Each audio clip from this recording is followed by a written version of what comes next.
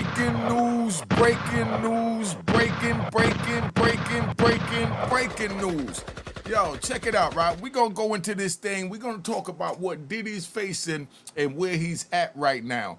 So y'all let me know, put your questions in. We're going to keep it moving. But, before we do anything, you already know what we got to do. All right?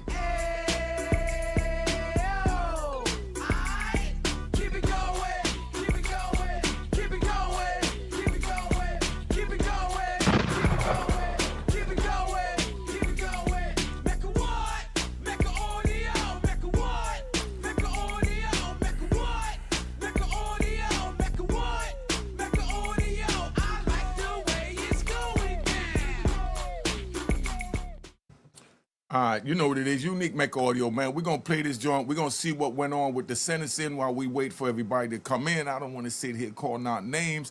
So we're going to have my man that said he predicted the sentence, 4 years. I told them when in the little back room they was in that I thought he was going to get between 4 and 3 years. And then I did go down to 3 years, because I knew he was going to get time from the judge came out there. And the first thing the judge said when he came out, right?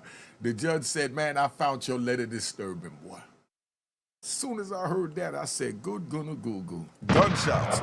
It's a wrap. And then the judge even went on further to say that I didn't use the acquitted acts to come to the determination of my sentencing. So he already came to the determination of his sentencing. Do you understand what I'm saying? Pay attention to the words that are coming out of my mouth. These are the things that I hear. Because don't forget, I went through the same thing where I stood there in front of the judge when I was looking at, multiple life sentences at the time. And I knew I was going to be found guilty, And matter of fact, at this time, I'm at sentencing. I'm found guilty.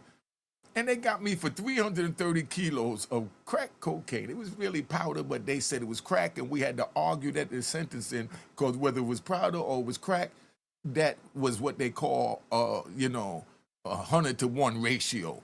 So that means that if you got 1 gram of powder, you have to have 100 grams of, but what my bad. If you got 1 gram of crack, right, you have to have 100 grams of powder to be able to get the same time. But at that time, they said allegedly the reason why those laws was put into place because they knew that the urban community, meaning if you don't know what that means, somebody put in a comment, let them know. That just means that the people was doing what they had to do. And, from them doing that, it's like they took us off the street.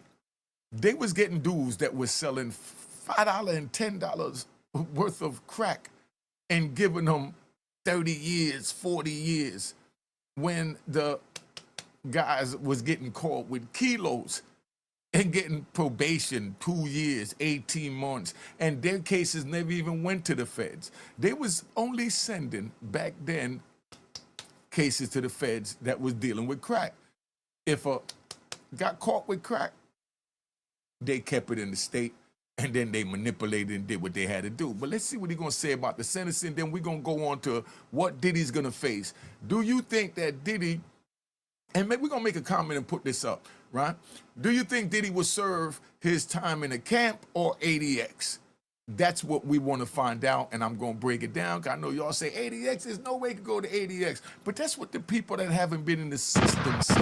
I'm going to break it down to show you how it makes sense, because there's always a method to my madness, and that's why you come to Unique Mecca Audio for the late night legal show. Let's go. All right, what we doing? We riding. All right, can we ride? I predicted 4 to 5 years. Check my tweet from yesterday. And Diddy got 50 months or 4 years and 2 months in prison. Here are my main takeaways from today's sentencing. Judge Subramanian said he would consider acquitted conduct, despite 2024 changes to the sentencing guidelines. That was the first sign that things would go bad for Diddy, but it does give him an argument on appeal. The judge said Diddy expressed remorse, but that he had not fully accepted responsibility for what he'd been convicted of. That's because Diddy wants to preserve his right to appeal. And stop right there. That's what I said in the video earlier, right? So y'all understand. when it's time for you to go in and talk about you're gonna do what they call that, acceptance of responsibility. When you go in, it's time to do that. That's a setup. When you accept responsibility to get a lower sentence, that acceptance of responsibility will be used against you when you file to, direct appeal. So now, how could you say that I'm innocent of this or I'm innocent of that? If you say I accept responsibility, that's another form of saying I'm guilty of sin and I'm giving away my rights to an appeal. What Diddy did, and I want y'all to understand, because what we're doing now, what are we doing right now? Somebody tell me what we're doing. All right, that's it. We riding now. Diddy sat there, right? So you understand. Hey, yo, make sure y'all go subscribe at Real Boss TTTV, right? Real Boss TTTV. Please go support my brother if y'all over here listening. And, my daughter Juanita Mecca Audio. But, all right. So check it out, right? So Diddy accepting that speech that he gave was 100. The speech that he gave was beautiful. Yo, I'm not even going to front. His daughters testified, right? And 90% of the room that I was in, the overflow room, was crying. And, the bailiff had to walk around giving out tissue out of a box. That's how impactful it was. And I mean, I'm keeping it 100. And I'm looking at these emotional people like, oh, come on with this crap. I'm just keeping it 100. That's how I am. I'm from the street. None of that moved me the same way it didn't move that damn judge. You know what I mean?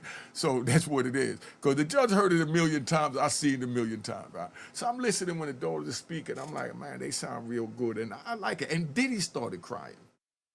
But I didn't feel that it was going to move the judge because the judge already came out and said that, I didn't use the acquitted conducts to come up with my sentence. So that means you already came up with your sentence, and now you expect us to sway you to go off of your sentence, and you already know when mind is made up, it's made up. Ain't too much taking it off. You know what I mean? So he already knew what he was going to give him the whole time. So now, Diddy's sitting there, right? And he broke down and put his head down in his hand, and he started crying as his beautiful daughters was giving their speech. As his sons gave their speech. It was a beautiful speech. And then they showed a dope video where Diddy with the kids to show him human, because when I first, sat down and I looked on the screen, I'm looking on a TV screen, they got a camera coming from up, down, right? And I'm looking for Diddy, and I didn't see him. All I saw was Fred Sanford sitting there, Grady. You remember Grady from Fred Sanford? That's all I saw. You know what I mean? And I'm looking like, man, in my mind just said, who that old ass nigga right there? That's what crossed my mind, right? But then as I started looking, and then people started coming in, then somebody in the room said, Diddy got so great. And I said, Diddy, that old trick right there? And they said, yeah, that's Diddy. I said, oh man, they crushed him. But what really hurt me, right? What really hurt me is that they broke Diddy. That was the purpose of this, was a public ass whooping. They broke Diddy in front of the world, right? Diddy got up there, right? And Diddy started saying his speech. He apologized to Cassie Jane Doe, the victims, the court. Diddy did a beautiful speech, right? And like I said, I'm keeping it 100. So y'all get mad if you want, but I'm from a whole different mentality, and I know I'm twisted. That's why I do this, right? So maybe y'all can understand you don't want to get twisted like me. But Diddy's girls didn't move me. It moved 90% of the people that was in the room. The other 10% was faking. You know what I mean? But when Diddy got up there and I saw Diddy broken and apologizing, and he did a wonderful job, and everything he said was from the heart. I felt it from the heart, but I knew it wasn't going to make a difference.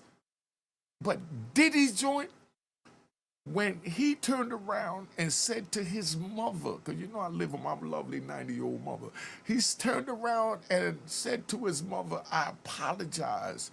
You didn't raise me like this. You didn't raise me like this. I was so emotionally struck and angry at that sentence. I was emotionally struck because I've said those very words to my mother. But I was angry because Diddy just accepted that he did the crime. So he just blew his chance of appeal. Because the appeals court is going to point to when he said to his lovely mother, "You didn't raise me like this." The courts is going to try and use that's a confession that he did the crime and he was apologizing to his mother that she didn't raise him like this. You don't understand how, see, let me ride for a minute, right? Y'all want me to ride? Y'all want me to ride? Let's ride. All right, let's ride. You know, the ride is slow, right? So now, check it out, right? So you fully understand.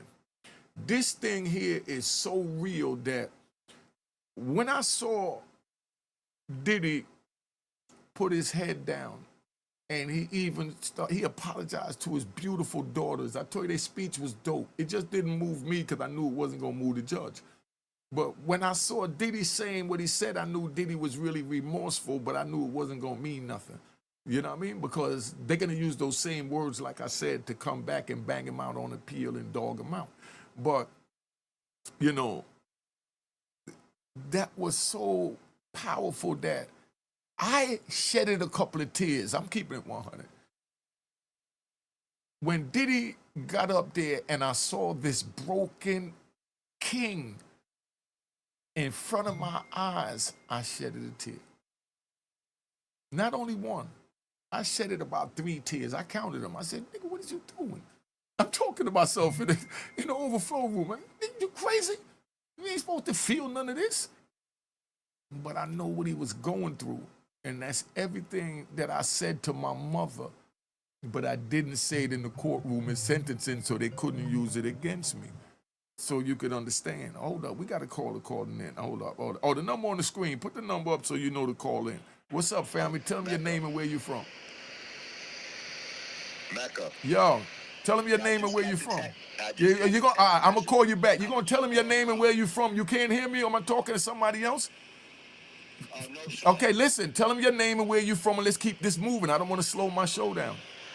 My name's Lonnie Burton. I'm calling from Ithaca, Michigan. All right. So what's your question, big bro? Just trying to keep it moving. My question is why isn't, as a world as a whole, we as a people, as a society, is not following the law of God instead of these laws of man? Because it's all about the revelation and end times of our Bible. Is actually prophecy speaking of God. So everything that we're seeing in the world as a whole is nothing but just Satan at his work. That's all I want to apply and to share to the world that Mecca is absolutely blessed by God. He's an inspiration and a man of wisdom and absolutely been touched by God, and I want to share that to the world. God bless everybody in the world and their families, and I wish everybody prosperity. That's all I want to add, Mecca. All right, I appreciate you, big bro. All right. God bless you, and thank you for calling me, man. All right. I'm sorry about my aggression. Live and watch you now, man. All right. There you go. Right, bye-bye. All right. Harlem Legend TV. What up, family? Hey, yo, that dude there right there, I'm going to give him his prop being that he done popped up. He been helping me behind the scenes. He only helped me one day, though, because I got busy. I ain't called him back. But he gave me so much wisdom the other day, you know, with the social media and all of this, you know, that I want to give him a round of applause. I got to give Harlem Legend a round of applause, man. That's a good brother, man. All right, relax, man. Can I finish talking? Yo, Harlem Legend sat there, shared the screen with me, showed me everything he's doing, different ways, new ways to make money, how to edit it myself without paying someone. How many people gonna do that? That's old school Harlem in his soul. So you understand.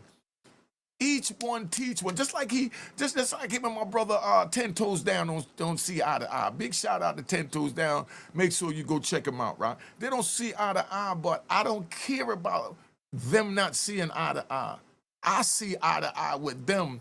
And as long as they respect me and don't talk about each other, we not gonna have a problem.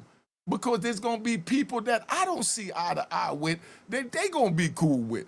You understand? But it's all about respect, so you understand this. You understand?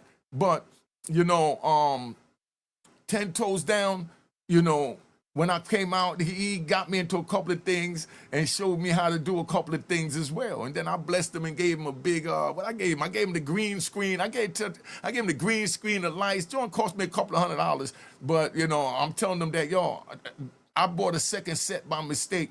You know what I mean? So he was just coming up and he was there helping me. So I gave him a whole green screen set. You understand what I'm saying? And then, you know, like I said, you know, Harlem Legend, he taught me so much the other day, and that's what it's about. It's about each one teach one. It's not about sitting here saying, I got it, you can't have it. It's no fun on the moon by yourself. Right, let me take you on a ride. I'm gonna take you on a ride. We're gonna take it to the hood. Yo, Harlem Legend, you done started one up for this, son. I'm gonna take you on a ride, Legend. You know what I mean? Because, you know, his man Ron Boogs and all that. I'm gonna shout him out. Make sure you go check out Ron Boogs at Facebook. He played the banging mixtapes. And don't forget Real Boss TTTV. All right, for your music. Now, right, where was I at? I done lost my thought. You see, where was I at? So, tell me what was. All right, I'm gonna take Harlem Legend for a ride. What we gonna bust him to? So what was he talking about with Harlem Legend? Somebody fill me in. About him sharing the game, right? Back in the day, right, when a dude getting money, right? When a dude getting money, it's like, you know, he don't want to be the only one with it. Like me, I made sure anyone I came in contact ate. I get so much love 25 years later. Yeah, Harlem Legend, I had a brain fart. That's what they call it. I had a brain fart because I was so emotionally touched, man. You gave me a brain fart. His name dad say pause. You know what I mean? But he gave me a brain fart because, man, I even told my man, you know, Sweets, who's his brother-in-law, you know what I mean? I even told Sweets, man, I ain't really trying to meet that dude, man, because them dudes on the dark side, and they talk to you cool one day and then they try and eat you back out, so I don't want to meet that dude. And, you know, Sweets said, nah, that's my man, you. But Sweets, you know, my man used to work for me. He used to drive all my cars and stuff like that and, you know, take me to go get my four-wheelers so the whole block could have four-wheelers. And let me explain that. When I say the whole block is, I told Sweets one Saturday morning, yo, say, come on, man. Let's go out to Delaware, go get some bikes for the homies, right? And I ain't talking about pedal bikes. So, you know, I grabbed a little shoebox of cash and we hit the highway, went to Delaware, went down there where they sell the four-wheelers. And I bought like maybe 4 or 5 four-wheelers. I brought them up to Harlem and I gave them out. You understand? I'm not talking about bicycles just pedal. I'm talking about the four-wheelers, you know? So that when you see them all running around the four-wheelers now, I was one of the first ones doing that back then. Rest in peace to Travis. That was the first one to have the purple Doom buggy. But, you know what I mean? Because like I said, I don't claim nothing that's not there. I'm just giving y'all some Harlem history, right? But I went and I just gave out like 5, 6, you know, four-wheelers. Big Bootsy had one up there. I gave Bootsy the big Yamaha 500 because that joint was crazy. As you touch the gas, it's like you on your back type joint. But Bootsy used to ride that with his little frame. But I made sure that I didn't go get a four-wheeler and I'm riding down the street and everybody looking at me saying, damn, you know, the haters saying, man, screw him, man. It's why he by himself. He ain't got no friends, you know? And then your homie saying, you know, yo, man, my man look good. Nah, I went and bought everybody a four-wheeler. So when I rode, I had 5 dudes behind me. You understand? And they didn't have to sell drugs for me to get them the four-wheeler. Some worked for me to help me sell the drugs. We're going to keep it 100.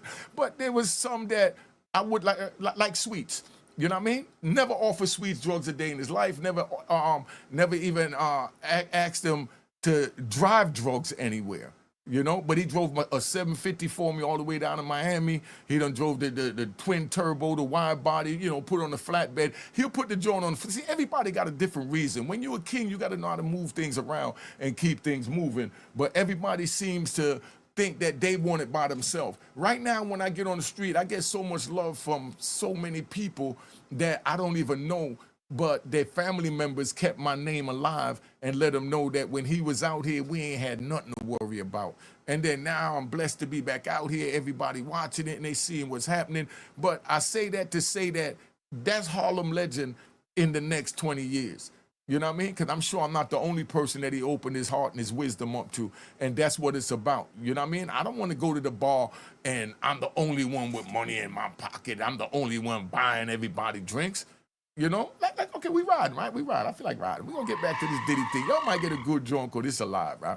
I'm going to take you on one. I go down to Miami, right? When I get down to Miami, first thing I do, let's say I even go to D.C., Southeast, right? Or, you know, let's say I'm even in Winston-Salem or Charlotte, North Carolina. First thing I do is, you know, I go to the local flea market. That's why I love flea markets so much. I go to this local flea market because that's where all the hood rats is at. What we called them back then, scallywags. I'm just keeping it 100. If you don't like the terminology, I'm going to give you 3 seconds to get the F off my channel. All right, now, all right.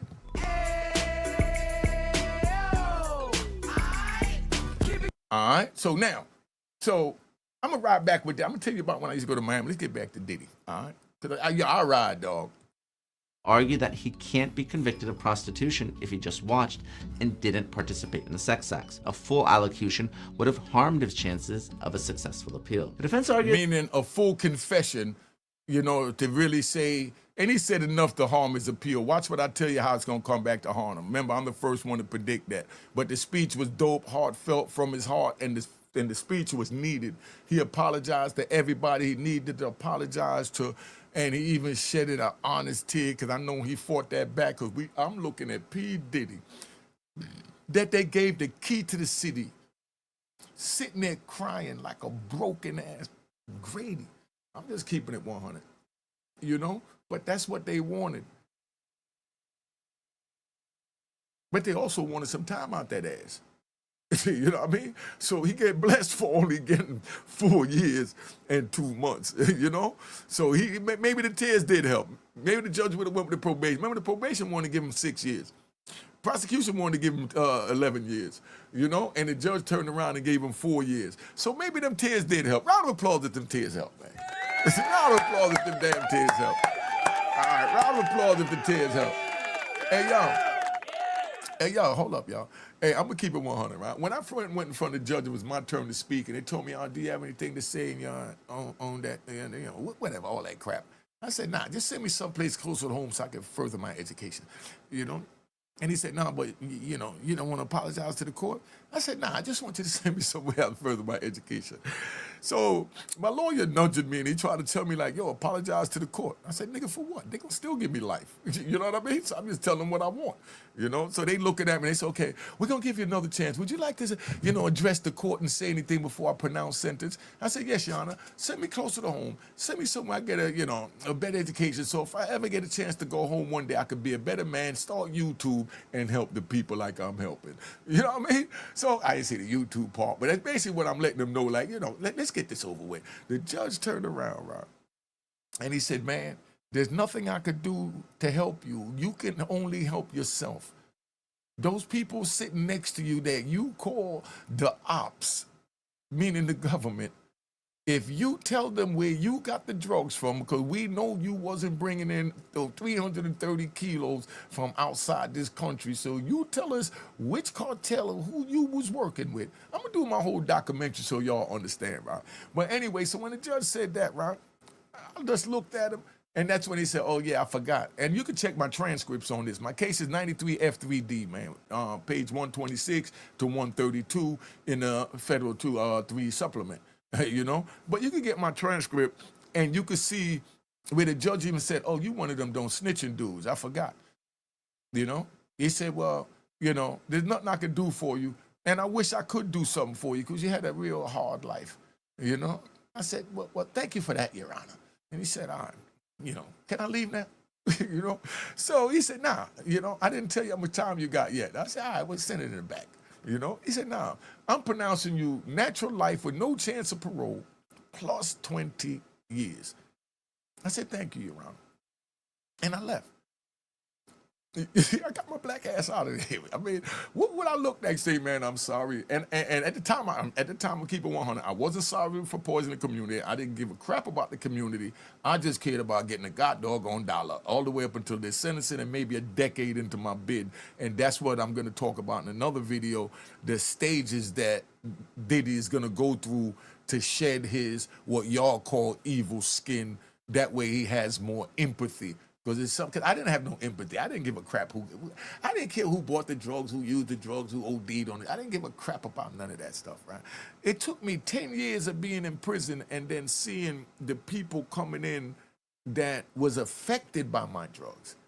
And then after 20 years, I saw the children that was affected by my drugs. And at that time, I had time to sit in ADX for 5 years with no human contact, coming out 1 day a week, 5 days. Came out for an hour, Monday to Friday. Stayed locked in on holidays and weekends for 5 years. And then I did off and on in the regular shoe. I stayed locked down in Atwater after the cop got bodied. They held the cop down by his legs. Some little brothers from, I think, Guam, held him down by his legs while he screamed, like he squirmed like a fit, and he held him with the joint, and he was like 36 times to a correction officer. They locked us down for 6 months for that. And it didn't even happen in my unit. But I got affected by it. So that's why I tell the youth, don't go to jail. It ain't worth it. Don't play them games, man. If you don't listen to Unique Mecca Audio, you make sure you do what you got to do. Yo, what up, Eon? Make sure y'all go subscribe to DC Blacks, too, man. That's brother Eon Williams, good brother. When I couldn't read or write, and I was just learning to read, he gave me a book he wrote called Fast Lane. Go look up Fast Lane. All right? That's one of the best books I ever read in my life. One of them. Because I'm going to keep it 100, you know, I don't play no game. That was one of the best books, but the best urban novel I ever read, hands down, was Bourne and his brother wrote that book, Crime Pays. That's another book y'all need to get, Crime Pays. Man, that book was so fire. And then Eon book, but Eon, you know, talking about DC Black, his books had like 5 different characters in it that each one you wanted to know more and more about. And if I was him, I'll go back and take each character and just continue from wherever you left off or start from there again and keep going. But, you know, but see, this is how we get props. I want to eat. I want Eon to eat. Just like Harlem Legend, you know what I mean? He wanted me to eat, so he gave me some jewels. So he said making a statement is on the record. If you say you're sorry, you're guilty for something, it can hurt your appeal. Hey, y'all, the link is in the comment, Harlem. Then come up here, man, so they can see who you are. We're gonna share some of this 156,000 with you from you, you know, being there for me when I needed you. The link is in the comment. We're gonna get Harlem Legend to come up here, man. But let me finish playing this Diddy joint. I could go on all day, and I know Harlem Legend probably got a million questions for me. The link is in the bio up there. If anyone else want to come in, hit the link, the phone number. The phone is on wherever it's at. I don't know what the hell is going on. Let's keep it moving. That Diddy experienced trauma, was almost shanked in prison, and was so broke, no one would change places with him. These arguments defied all credibility, especially when Diddy had 5 different high-priced lawyers arguing on his behalf at sentencing. If you lose credibility with the court, it's over. And that's what happened today. The defense focused on other Mann Act sentences, and now no one convicted of simple prostitution without profiting has been sentenced to years in federal prison. The average sentence for Johns was only 6 to 7 months in prison. That was probably their best argument of the day. Diddy isn't getting special treatment because he's a celebrity. He's being treated worse. Defense attorney Nicole Westmoreland cried when she talked about Diddy helping others. Whether it was genuine or a sympathy play, I don't think it was effective. You already said he don't think that crap was effective, right? I'm gonna tell you straight up, that young lady cried her ass off, and I know she was speaking from the heart. If y'all wasn't there, that's Brian Steele's assistant or other attorney. I don't know the whole specific and mechanics of it, but that female, it's a black female, she explained the history of what Diddy did for her in her life and how he motivated her and inspired her to move forward in life when she was down and things was against her and she was going to law school. And, you know, it was her watching Diddy and, you know, studying his blueprint that made her where he's at. And I know it was an honor for her to be there, you know, representing him at this time, because I felt her words. I'm gonna keep it 100. I didn't cry when nobody said nothing until I saw Diddy broke and apologizing. That's when my heart broke. To see a king apologizing in public, that broke me, you know, because that's something, no disrespect, go to the grave with me, you know what I mean? Come on, dog, you know? But, you know, it is what it is. All right, let's keep it moving, man. We ride. may work on a jury, Hold up. but not a. Hold up. Who this? Let's see if it's somebody smart. All right. What's up? Hold up. Let me put it on speaker. Hold up. Who this and where you calling from? Oh, this is Jake calling from the Bronx. All right. What up, family? Ain't nothing, man. Just calling in, just checking in. You know you live, right? I'm doing a live right now. They can hear you. So if you want to say something, we talking about the Diddy situation with him getting 50 months. Yeah, like you said, man. When you say something, whether you say you sorry or whatever, it messes up your chances. You should have never did that. And like you said, that video, it crushed it. Yeah. All right. That video was the worst, man. That was the worst.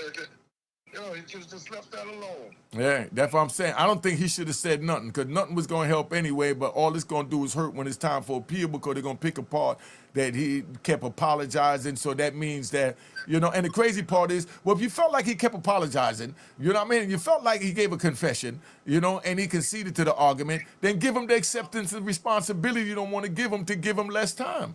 Because they could have gave him less than that if they would have gave him the acceptance of responsibility. But they saying after that powerful speech that he gave where he showed that he was broken, it wasn't enough for him to get acceptance of responsibility. The appeals court going to have to overturn that because the appeals court is going to go with what he's saying, that he did these crimes and he's sorry for everything. Make sure you call the number to get in, and he's sorry for everything. So with that going on, you already know what time it is, man, All right, well, good looking, son. Let me get back to this. I don't want to hold it up. You good? Okay, all right, peace, still up. All right, cool. All right, homie. Yeah, so, that's where we at with that, man. Hey, Harlem Legend, if you there, come in, man. I definitely want you to tap in and hear your opinion. All right, let's keep this back.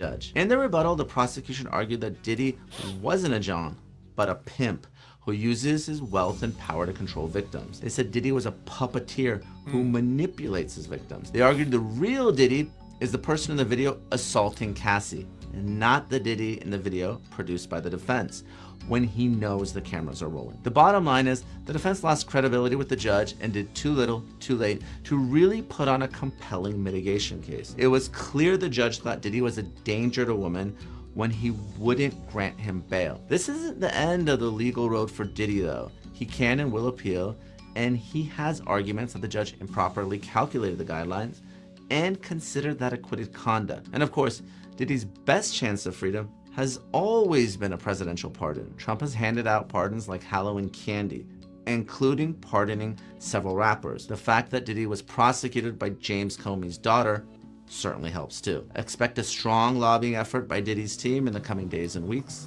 and the story is far from over. I was right. I predicted 4 to 5 years. Check my tweet. All right, so you know what it is. Hold up. Somebody call it. Hold up. Who this?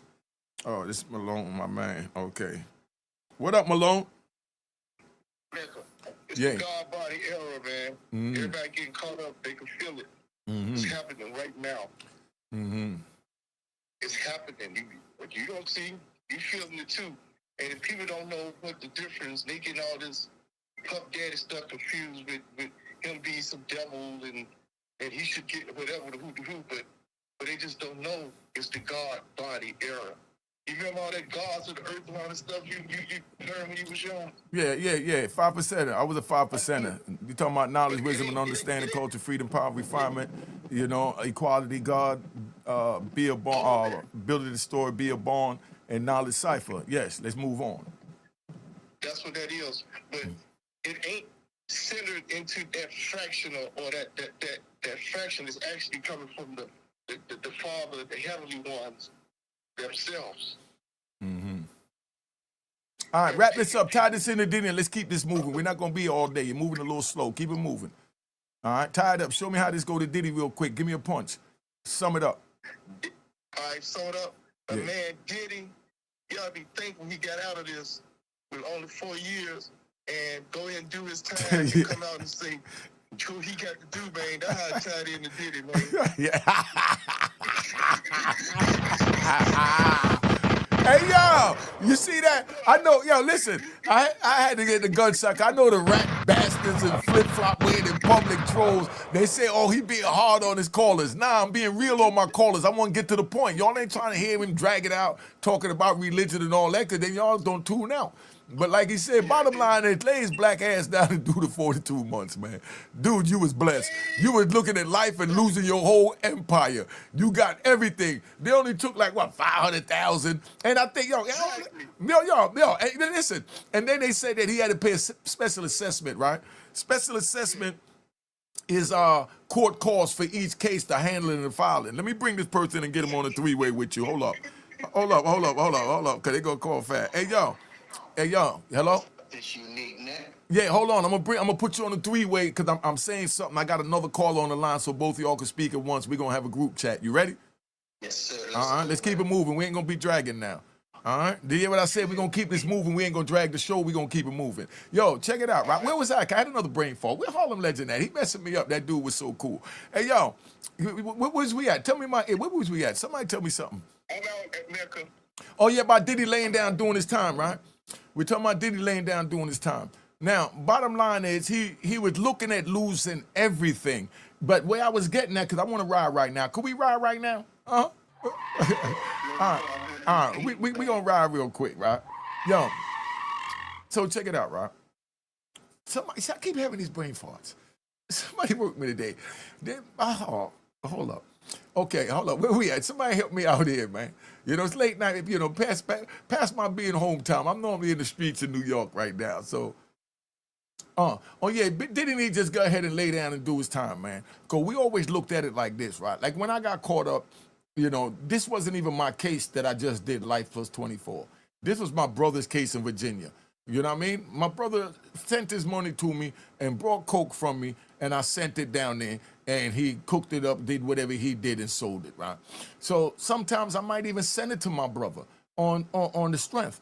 And then after he sell it, he sends me the money back. But I wasn't in control of the day-to-day operation. I didn't even know who the hell he was giving it to, selling it to, or none of that. But they turned around and they made me his boss because I was sending him the cocaine. So that made me his boss. Y'all figure that out, right? But only way to get out of that was to say that, no, my brother was selling the cocaine. At this time, you know, he was alive and everything was going on, so I didn't want to implement him. But this is where they expected me to say, no, I was sending it to my brother, and I wasn't a part of his organization. He had his own organization, but that would have been me telling on my brother that he had an organization. So they accusing me of being his boss, knowing I wasn't his boss, because I'm selling coke to everybody up and down the East Coast, right? And then now, how am I going to go in there and say that, you know, I was only selling it to him. I had to argue that on appeal after everything was over, you know, and by this time my brother was, you know, was dead, you know, but I couldn't do it, you know, any other way. You understand? And my brother even was telling me like, yo, you know, do what you got to do to get out of it. I'm going on the run. Because my brother was on the run and the feds caught him and killed him. But that's how real it was. My brother told me, yeah, go ahead. You could tell on me, do what you got to do. Get back out here. You know what I mean? I'm going to be on the run. I deal with whatever you tell them when I, you know, when they catch up with me. That's how real this gangster shit is, my nigga. So y'all understand. My brother told me, go ahead and tell. You understand? Go ahead and tell on me. Because you know this wasn't your, you know, this ain't your beef. Go ahead and tell them the truth, what happened. And whenever they catch up with me, then we'll deal with that. And I'm going to make sure they don't catch up with me. And they made sure of that too by him getting murdered while he was on the street. You understand? But I still couldn't do that. Oh, yeah, I understand. You understand? Oh, go ahead. I forgot y'all was on there, man. I was riding. Go ahead. What you say, Carlos? My bad, dog. See? What's up? What up, Mecca? I just want to say, man, I appreciate your wisdom, your insight, and just your OG swag. They don't make them like you anymore, and I appreciate it. Any chance I get, I tune in. I probably watched almost all your videos. I'm not even a hustler. I just know that if I was a hustler, I'll follow a dude like you, but the rest of these cats, they ain't doing enough. But anyway, dealing with Puff, I think Puff, he could have got it a lot worse. So I'm looking at it like, you know, he could have got a lot worse with the drugs, with the guns. you know, with the other things that they didn't even prosecute him on. So whatever he got, let's just ride it out. They hoping to make him a better man. All right, let me say this, right, just to what you just said, if I don't have another brain fart in between this bull crap, right? Now, Yes, sir. Diddy sat there and they still have the guns if they choose to charge him. Let's not forget about that. See, they always hold an ace in the hole. You know, listen, and listen, and don't forget, they still got the Keefe D thing pending. You understand what I'm saying? So it ain't over for Diddy yet. All we can do is pray for him because we already know the odds are stacked against him. And where I was raised, you root for the underdog. You don't root for the man with the gun. You root for the man defending his life. He got off, right? Huh? He got off light, right? Hell yeah, he got off light. And like Malone said, he need to lay his ass down and do the 42 months and just be quiet right now. You know? Hey, listen, man, we got to think. 'Cause I feel like riding. Y'all want another ride real quick? Y'all want to ride? Let's go, man. Let's go. All right, let's ride out, right? And let's ride out, right? Yo, this is so crazy because no matter what, they're going to still be on them.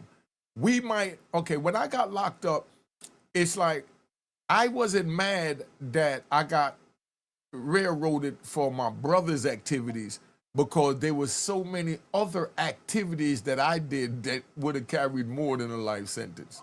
You understand? So I laid my black ass down and fought to get off of that.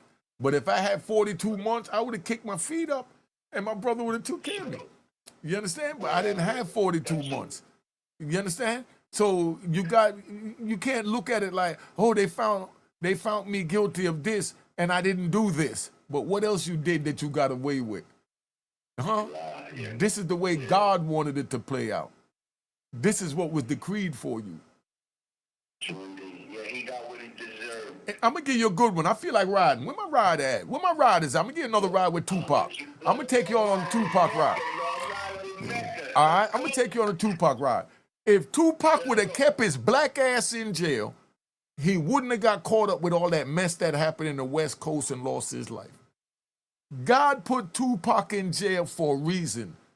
He went against God's plan when God used the devil in the form of Suge Knight, yes, I'm saying it, and sent him there to pull him out, and all Suge Knight was doing the same thing like Unique Mecca Audio was doing, was worrying about his damn self in his own pocket instead of saying, God need that boy to lay down because he's too aggressive right now. He need to get the fire off him. You know what I mean? I'm going to bring another one in. That's how we going to do this, man, because we riding today, you know? Hey, yo. Hold up. Yeah, hold on. You on the phone with two other callers, Malone and Lonnie. So what's up? Say, what's up, babe? What's up, Unique? This is Ashley Matthews. I'm from the Bay Area, and I'm a therapist also. But I knew Tupac. I knew him too. Well. Very well. Yes, and so there's a lot that you don't know. I bet it he is. shouldn't have stayed in jail. Exactly. That's what I said. He should have got out. Why you feel he should have got out? If he would have needed to be out, God would have had him released. Got released. He should have got out because he didn't do it. No. We know that. We know that was a bogus charge. But what else did he get away with? Hold on. I got to put on mute. What else did he get away with? Listen, I know exactly. So therefore, if God chose to use, Diddy is right where he should be in prison. Exactly, because he committed a crime. He was found guilty by his peers, so he needed to be in prison, and that's the point. He needed to lay down and just do. Where he should be in prison. Exactly, and he needed to lay down and just do his 42 months. I don't care what nobody say. He know what happened at Quad Studios. I know what happened at Quad Studios. He know what happened with the whole Keefe. Listen, we know all of that. I Did know he? He know. Okay, sis, listen, man. I know he know. I got it on mute so it don't echo. He know. It sounds like something you know we don't know. Okay, listen. I put it on mute. Well, I know this. I'll tell you like this. After he left Lil Sean's house, he came and got the blinky from Black Lindsay. So it's just a lot everybody don't know that I know. All right, sis. Okay, sis, listen. You're not gonna dominate. 1 second. Listen. Please listen. Yeah, that's what I'm saying. I'm gonna set it up so I do an interview with you. Text me a name. Somebody else is calling from Vegas. We're gonna keep this party moving proper. What's up, family? I'm gonna put you on with a bunch of other callers, cause that way I didn't have to hang up, get everybody in. What's your name? Where you calling from? What's up, Unique? This Jose out of Vegas. All right, hold on. I'm gonna put you in on the multiple chat line, so y'all call in, get in the chat line, being you scared to get in the link. All right, what's up? Go ahead, Jose from Vegas. Tell him what's up. They're on there going wild, man. But I gotta say, I respect Diddy's gangster, man. Tell him again. Back in the day. Can you hear me? Yeah, I hear you, loud and clear. I was saying I respect Diddy's gangster, because back in the day, wasn't nobody firing shots at Suge Knight on the East Coast but Diddy. And he was gunning them down and taking them out of here. So I respect Diddy's gangster. All right. I say Diddy is the last American gangster besides Unique, Mecca Audio, and gunshots to all the flip-flop Gun boys and them rat bastards out there. You already know.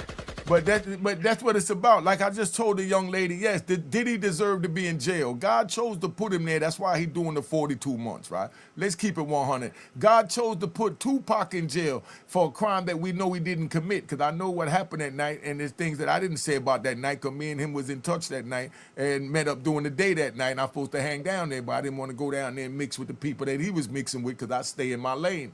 You know, but like I said, you know, but just like Harlem Legend and 10 Toes Down, you know, they might not see eye to eye, but that don't mean that I'm going to pick and choose who I deal with. So because Tupac is befriending people that I don't see eye to eye with, don't mean that I'm going to sit there and say I'm not going to talk to Tupac.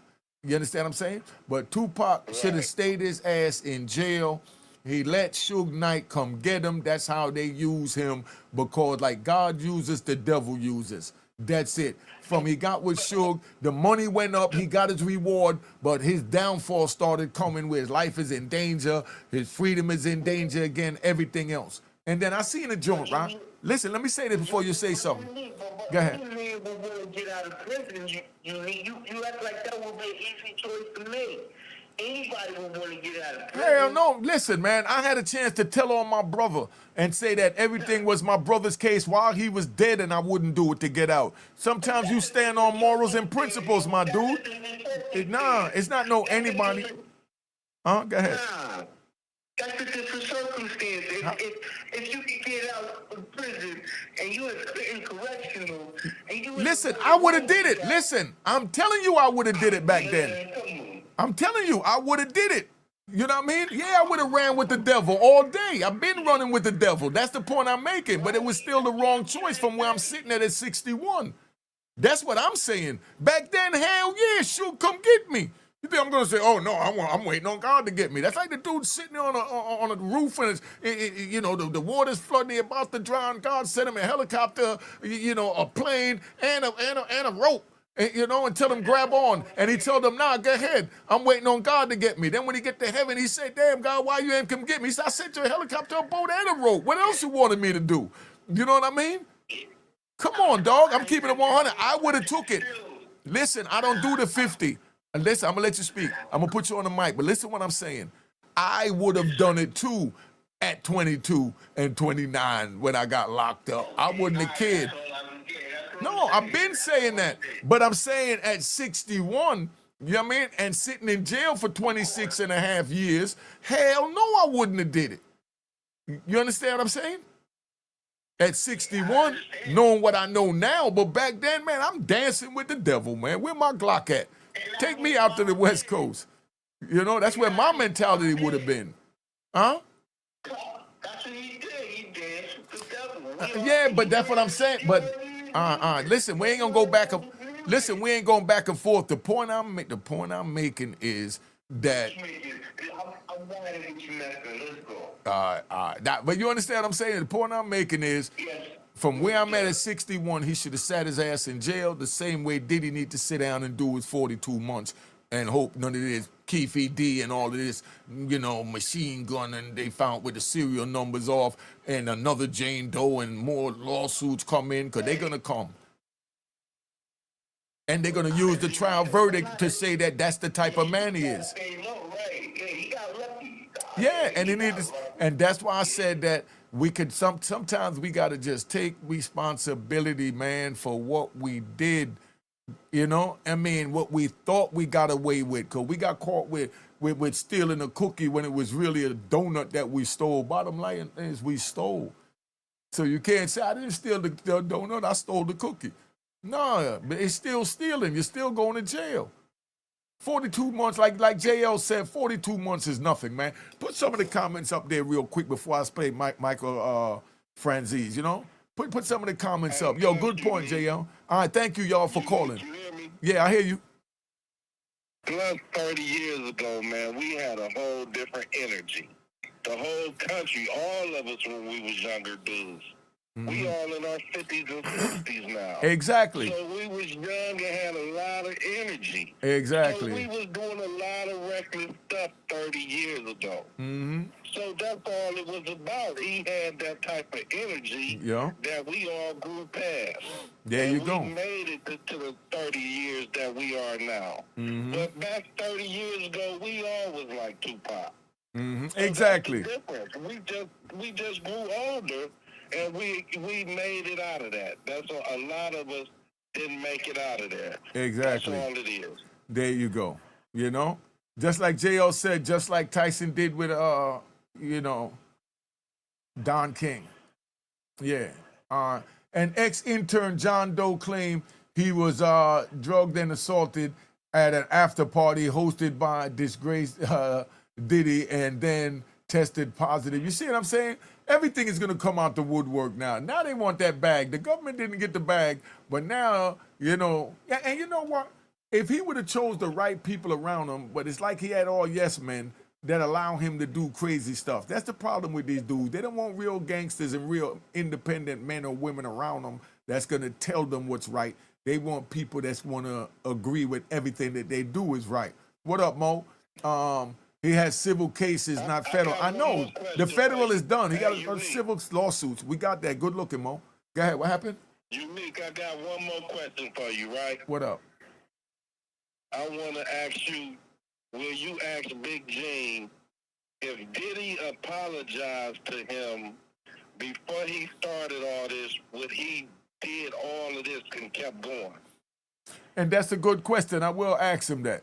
I will ask, because I got to call Gene too, man. Mom's been in and out the hospital for a minute. So I ain't even called nobody, but I got to call Big Gene, see how he doing. I'm going to ask him that. Text that to me so I remember that question. You know what I mean? Okay. If he had apologized to him, would he have shut the f up? Basically, right? Right. All right. 'Cause I think that's all Big Gene ever wanted was an apology from Diddy. Nah, Okay, let me ask you this. And wait, okay. Big G was serious with this shit. He wasn't. No, man. I've been listening to Big Gene since he first started. Yeah, And everything he said was, all I want is them to say is what happened and apologize for it. No, he was deeper than that. I'm telling you, Gene said that 3 years ago. He saw how foul Diddy was, and he wasn't willing to know that shit. That's Big Gene wouldn't have went this far if Diddy would have apologized to him. Yeah, I was bigger than that. To me, it was bigger than that with just some apology. He saw how Diddy was doing some foul shit to people and taking advantage of people. And he wanted somebody to hear him. I guess he got some kind of justice. I don't know. But that's my, I'll give Gene mad credit. Word up.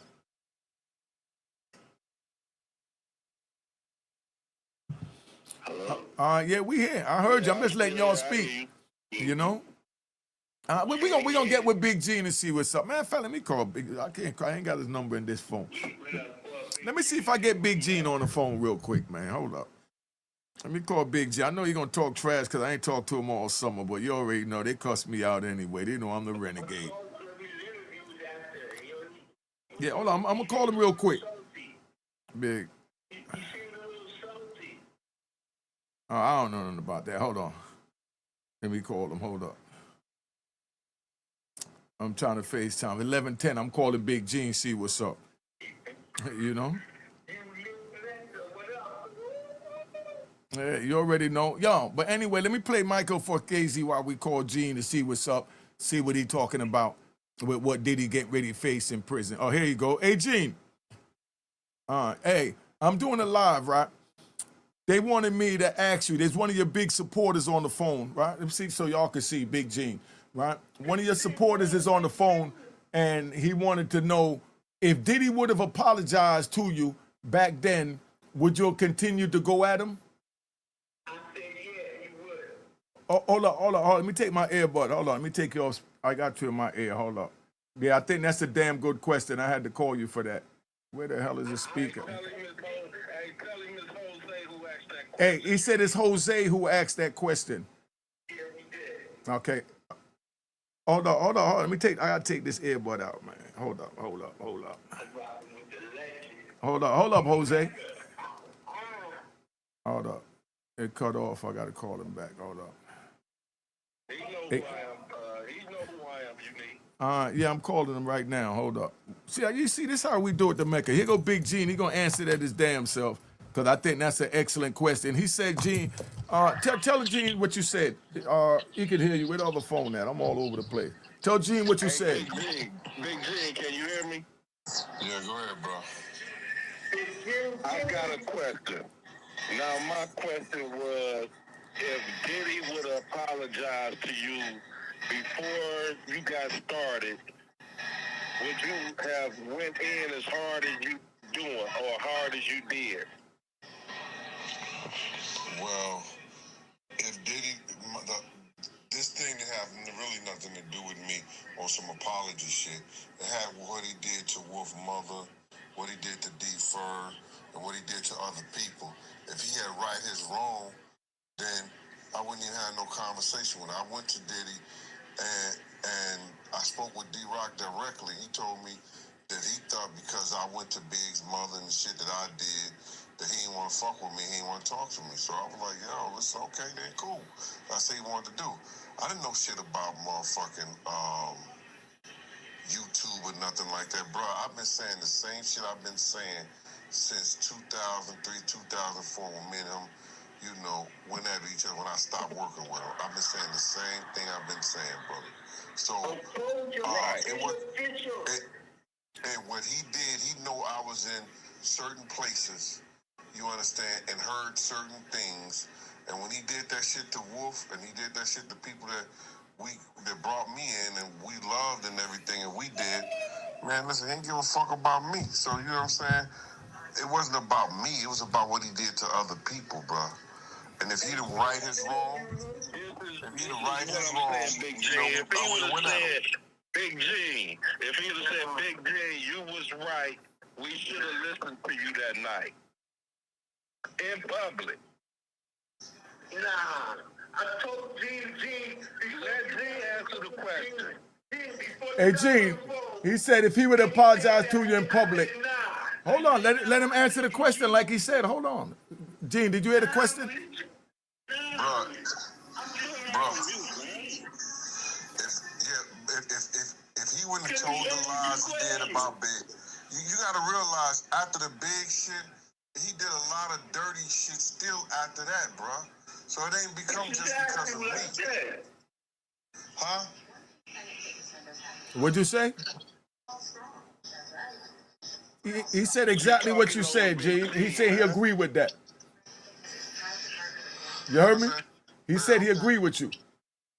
I don't care if they agree with me or not, bro, but you know, he did a lot of dirty shit after the Big shit. First of all, he lied. Just, let's go right there. First of all, with the Big shit, he came out and he lied, bro. You know what I'm saying? He lied about that. You understand? The shit that he did to me, he cost me 6 arbitration hearings at a government job. You understand? He tell everybody at Bad Boy, don't say nothing to nobody, don't talk to nobody. But you understand, they give my information out, they give my name out. The FBI and the LAPD come to my job. Do you know what that means? That means I gotta get a lawyer and I gotta fight for my job. I was suspended on my job more than I worked out of 27 years. All because of that Bad Boy shit. Basically. So it wasn't about me. You know what I'm saying? But when he did shit, because listen here, bro, I'm educated. You know, I know how to hustle. I know how to get money. You understand what I'm saying? So I'm going to get a job no matter what. It wasn't about me. It was about what he did to people that I love, that he used to say he loved too. You understand? Can I ask a question, Big G? Man, you listen, I'm doing a fucking interview right here. Yo. Yeah, yo, you can get off when you want. They ask you the question. I don't need to say a damn thing to you. You know, I don't like the way you going on, Diddy. So yeah, you can go if you want to go. It's your fans, nigga. Right, I know. All right. You know I don't agree with that. Where we gonna go with that? Don't let me pull up at your house in the morning, man. Oh, new scared ass. Hey yo. I know, hey, mommy been in the hospital all summer, Gene. She just came out like. Said nothing to me, nigga. I shut down on everybody. I ain't even really been doing the YouTube. You know, that's my heart. I shut down. I made the 3 videos a week. Is she all right? She just came back out. Hold on, family. Hold on. Yeah, she doing better. She upstairs. You know, they got on some oxygen now, but you know when that start happening, I got to keep it 100. So. You know? Yeah, you know what it is. But yeah, she been there since June, off and on. She came out, like, lasted maybe 2 days the most since June and went right back in. So, you know, that just, you know, took a lot out of me. They don't understand. Mom sat there holding my picture in the mirror just like this for 26 years. Every morning at 6 o'clock, I got on my knees and prayed, and she prayed to God. I already know. Yeah, now I'm telling them, I know you know, but they don't understand who Mom's is. That's what it is. I already know, bro. I already know. All right. They don't know, man. You the #1 mommy's boy. All right. And proud of it. Yeah. What up? Hey, Gene, go ahead. I'm going to hit you, man. I don't, like you say, you good. All right? All right. Unless you want, I can send you the link because you got a bunch of your fans on here trying to bomb me out. You know what I mean? So you need to talk to them. But listen here, man. I'm gonna do the show tomorrow, man. But you know, my whole thing about it is this, man. Listen, like you know how I lived and how I lived over the years. I did 26 years with you, bro. Yeah. And niggas don't understand this, and this is what kills me about these cats. You know, they want to make like you got these cats that come out here and talk shit about me. You understand? But they ain't none of the dudes who was with us back in the day. Mm-hmm. You know what I'm saying? Because dudes know back in the day, dog. Listen here. You know, I was with one of the. All right. We don't leave it at that. All right. But you know you need. Yeah. You know what I'm saying? You know that I was honorable. I ain't never did no illegal, dumb shit. That whatever you asked me to do when you called me, you understand, I did it. Mm. You understand? It's a lot of other guys that can say the same damn thing about me, bro. Yeah, but I still don't like the shit you did with Diddy, man. Man, I don't give a fuck what you like, nigga. I'm just telling you straight up. I don't want them to think that we kumbaya into nothing, nigga. I love you and all that, but we could agree to disagree. I don't agree with none of that. Yo, answer this. Have I saved more niggas in the street that I did wrong? Now, listen, I done called you 2 in the morning with one of the dudes you saved. So you know I know, but I still don't like what you're doing with Diddy. Now where we at? I don't like what he did to Wolf. I don't like what he did to Wolf's mother. I don't like Hey, what he did to D-Ferg. I don't like a lot of shit that nigga Hey, did. yo, you know so what you don't like, that's your motherfucking business. You know, see, that's how brothers do. We can agree to disagree. I don't agree with none of that crap. Yo, matter of fact, I'm going to pull up on you tomorrow, man. You was a thug. You was a thug. You was a fucking gangster. You need to stop doing that shit because now you are a citizen. You ain't no gangster no more. But I got to relate to the thugs on the street so they know to put you know. No. Yo, me and you going to talk about that more tomorrow. If you agree with Gene, put it in the comments. I think Gene full of crap. This is how I relate to my people. Yo, listen here. Let me just say something to you, man. Oh, shit. Let me get the violin. When you became a citizen, your ideology as a man has to change. Nigga, I know you. But that don't mean I'm ratting on nobody. I didn't rat on nobody. No, we're not talking about you. You said the ideology. Because everybody say he's a citizen, this is a citizen, and this and that. That's what I'm talking about. You know, they try and justify what it is. We ain't talking about you as an individual in that statement. I'm just saying, like you said, the ideology have to change. That means that I stay in my lane still. That's what my ideology is, that I stay in my lane. But listen, this is all I'm saying to you, Unique. You know, you as being a former, you know I know what you had. You know what I know. Nigga, listen, you was the only, all these dudes talk shit, you was the only nigga that had a car for every time you had a different outfit. You know? You understand? And niggas don't believe that shit, bro. All right, hold up. Nah, go ahead. Yeah. Big J. Now, go ahead, Gene, finish. Gene talking, man. Gene talking. Yeah. You had nightclubs. You understand? You was the one who brought all that rap shit to Harlem. You was doing smack DVD shit way before smacking all them niggas. You understand? They don't know this about you. You understand? So what I'm trying to say to you is that you had it, you did it. You understand stuff like that? You came, you did 26 years, you ain't snitch, you ain't tell nothing on nobody. When you come out and you know a nigga is wrong, say he wrong so other niggas don't want to fuck with. That ain't snitching. That ain't snitching. That's giving people, you understand, knowledge about who this motherfucker but Gene, I don't know what the hell went on with Diddy while I was gone, or you and Diddy, or Wolf and Diddy, or nobody. I just know what Wolf told me because I was in daily contact with Wolf. You understand? So, and he ain't never told me nothing about what Diddy doing, so that's why I'm saying I don't know none of that side of Diddy that y'all talking about. I don't know it. That's what I'm saying. That you love, that you call your brother, came out and said to you, yeah, he cussed Wolf mother out. Yeah, Wolf gave him $500,000. Yeah, he did that. Do you gotta see it to know it? Yo, listen, me and you gonna talk tomorrow, man. Cause we been had an interview. We did, but I'm telling you now, I still don't agree what you doing with Diddy.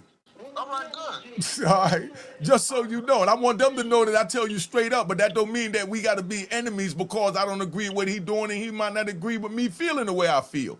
But that's what the man is about. Be able to stand on where he at. Bro, I don't tell a man how to spend his money, how to fuck his wife. So you know what I'm saying? I can't tell you how to feel and what to do, bro. All right, hold up. Dude wants you to give a promo. He been yelling in the phone. I had to move it from the mic. Go ahead, tell him, Jose, what? Tell him, Jose. Tell him, can I get a promo for Jose Trucking? For Jose. Oh, that's my nigga. Yeah. All right, go ahead. Give Jose Trucking the joy. Hold up. Let me get the phone. Go ahead. Yo, I didn't know it was that Jose. Yeah. Yo, listen to me. Yo, Jose, man, I'll give you a promo tomorrow on my channel, bro. All right. Okay, I appreciate it, Big G. Come on back home, bro. Yeah. All right, I got you. What you mean, come on home? Stop your bullshit, G. Hey, yo. He ain't been on my channel for a long time now. I don't know why. I thought he turned into a Diddy lover or something, bro. You know what I'm saying? Because I haven't seen him on the channel in a long time. Hold on. Real boss TT want to say something to you. He jump off. Some of my words in his videos and still they give me a shout out. Hey, TT, come back in. Yeah. You heard him, Gene? What'd he say? I said I gave you so much knowledge. You used to use my knowledge in your videos and still didn't give me a shout out. Ooh. Well, TT, let me just say something, bro. Let me ask you a question. Did I put my phone number out there? Yeah, you did. All right, I'm 62 years old, man. Nigga, I'm sitting there looking at this screen. I don't know really what the fuck I'm doing, bro. You could have called me and said something to me, but yet and still you gonna get on this nigga channel and put me out like that. You understand? When you could have just called me up and we could have had a conversation and I could have shot you. I gotta give you gunshots, man. I gotta give you gunshots for that. What you talking about this nigga channel? Hey, yo, I'm gonna see if you got that same energy when I see you tomorrow, man. You know what I mean? And I'll talk to y'all later. All right. He gone, man. Yo, he gone. I'm done with Gene tonight. That's enough for Gene tonight. Gene in pain. All right, y'all. So that's what it is, y'all. You know? But let me play. Man, we've been on here an hour. Now, it's only been an hour and 10 minutes. I'm going to ride a little bit more with y'all. Real Boss TT, come back in. Yo, the link is in the comments. Y'all want to come in and voice your opinion. Don't have me up here doing all the talking and then say that I'm dead wrong when y'all got a chance to come up here and say something. You know what I mean? But this... I'm dropping down. You need to make me feel bad. I mean, Big G to make me feel bad, Unique. Man, don't pay him no damn mind. That's Gene. He trying to make everybody feel bad. He look for a pity party. You know, we ain't having none of that crap at Unique Mecca audio. All right. I ain't getting involved between y'all, man. I don't want no. Hey, and that's the point that I'm making. If me and him got disagreement, I don't need you on my side. You don't need you on his side. You just stay on your side, and you know what you feel is right, and you ride with what you ride with. I ain't got nothing to do with it. There you go. You know. All right. Let me play this joint. Hold up, man. Hold up, cause we riding right now. Yeah. Oh, my bag, sis. Go ahead. Yeah. Hello. Yeah, so what's up, Unique Mecca Dan, Cold Superman Dan? Yeah. What's up? Nah, everything good. Yeah. You all right? Yes, yo, look. I used to live in Harlem, man. I used to live at 119th Street back in 1997, yo. The whole neighborhood changed now, man. Everything changed. Everything changed now. Yeah. I was just there a couple of weeks ago, man. I was at Starbucks on 125th. The whole shit changed, man. Yeah. But I think it's a good thing, though. You know? Yeah, that's your opinion. Yo, listen. I got to get back with the show. Good looking. Call me after the joint, all right? Most definitely Unique Mecca audio, the legend, uptown. All right. Let's go. Obviously, he's disappointed, although he really shouldn't be. I think, a 4-year sentence here with already credit for the year or so that he has in, I think he did very well. Very well. With respect to all of the drama and all of the circumstance around this trial. There was a lot of bad stuff out there, and I'm not saying, I'm not passing judgment on that, but it just looked really bad. And he could have gotten up to 10 years or 11 years. So I think the judge, took everything into consideration. I think his family today made a very good plea for him, and I think he did very well. That's my opinion. So in your experience, like your own experience and other, inmates that you've seen go through it and then show back up at the, the cell block, how do they take this? Do they bury their head in the pillow and cry, or do they keep their head held high and just pack up their stuff and wait for their assigned new prison? Like, tell me everything. You see what I'm saying? She asking, were they broken is what she's asking.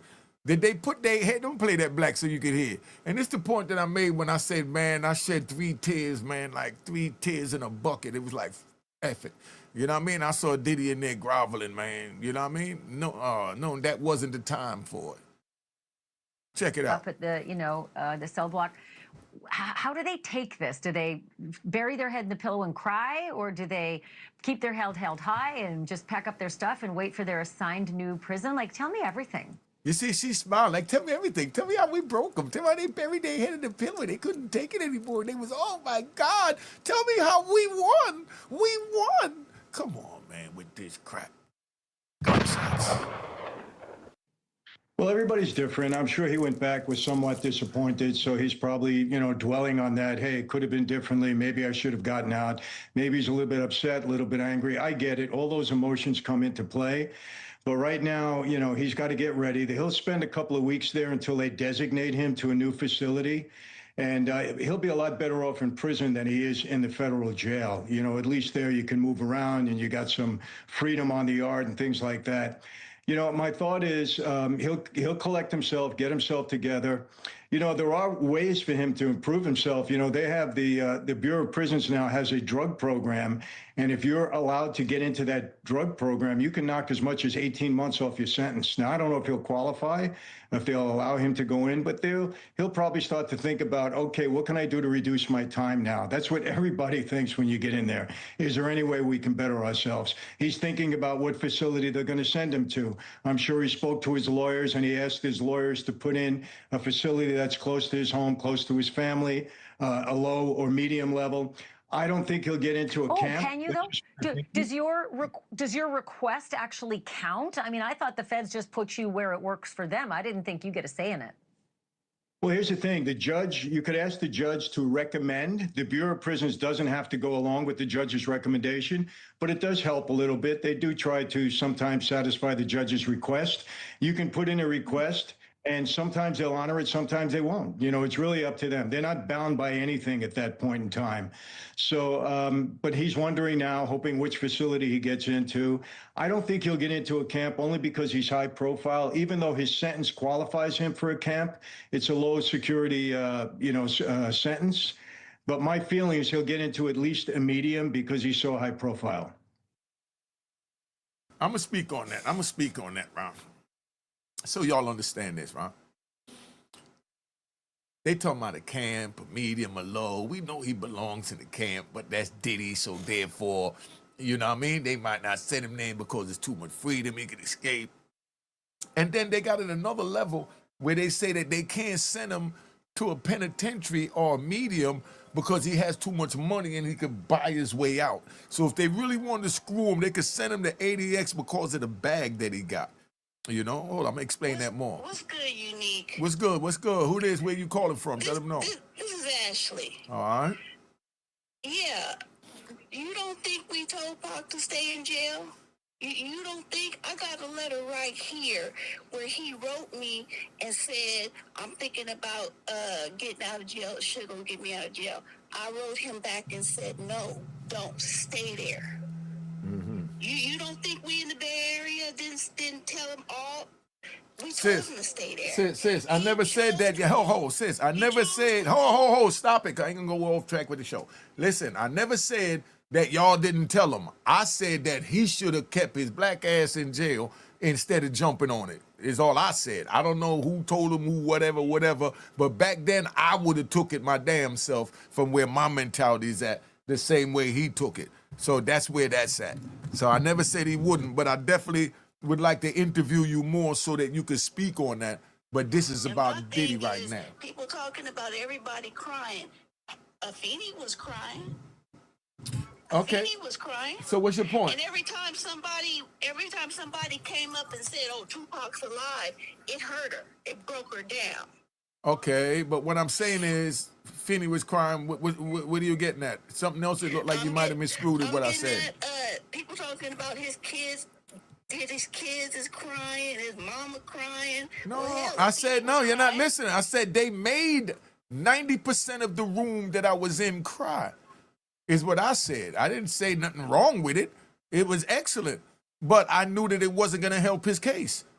Because the judge already had his sentence from the night before when he went in bed with a good night's sleep, saying, now how am I going to present this as professional as possible?